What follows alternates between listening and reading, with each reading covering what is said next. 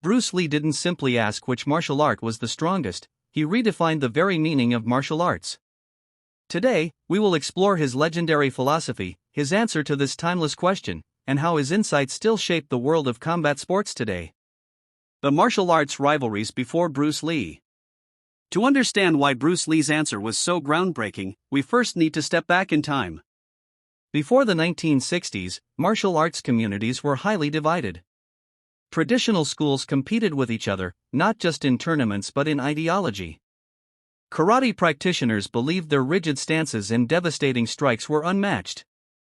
Judo champions trusted in throws and grappling, believing no striker could withstand their skill.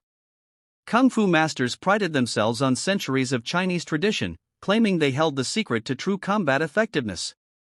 Taekwondo fighters argued that speed and kicks would dominate any opponent. Even boxing, considered Western martial arts, had its own followers who argued that simple punches, combined with conditioning and timing, could defeat any exotic art. In those days, martial arts were not blended. If you were a karateka, you only studied karate. If you were a judoka, you stuck to judo. Crossing styles was frowned upon. Schools saw themselves as protectors of their lineage, and practitioners often viewed other arts as inferior. This my style versus your style mentality shaped the martial arts world. But it also limited growth. Fighters became trapped in a box, refusing to see what other disciplines could offer. And then came Bruce Lee, a man who refused to be trapped by tradition. Bruce Lee's frustration with tradition.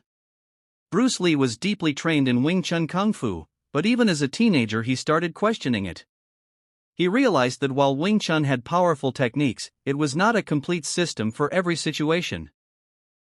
Bruce noticed that real fights were chaotic, not clean demonstrations like in a dojo. What if an opponent kicked from far away? What if they tackled you to the ground? What if they used boxing-like speed instead of traditional kung fu patterns?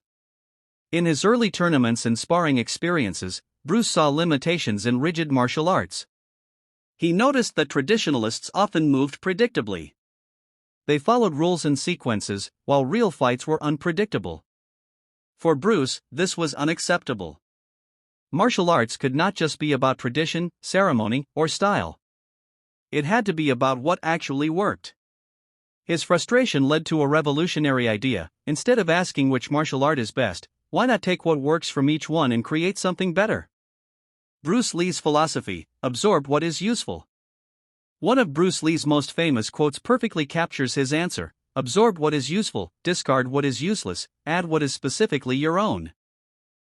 This wasn't just a catchy phrase, it was a direct challenge to the martial arts world. Bruce Lee rejected the